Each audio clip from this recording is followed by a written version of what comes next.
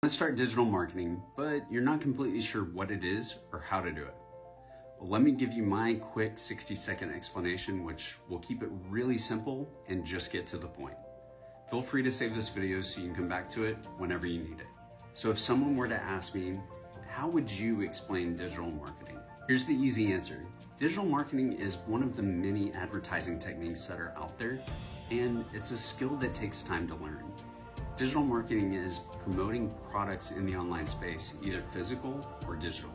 Typically with digital marketing, you are promoting products that you've created or you have resale rights to, meaning when you sell them, you get to keep 100% of the profit. This is really different from affiliate marketing where you only get to keep a portion of the commission.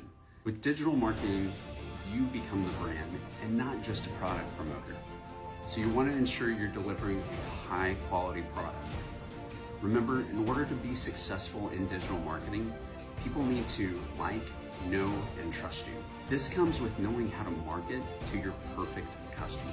This is also a highly valuable skill that is in high demand, but it gives you the freedom to create whatever lifestyle you want. If you're interested in starting your journey, put ready in the comments and I'd love to share the details with you.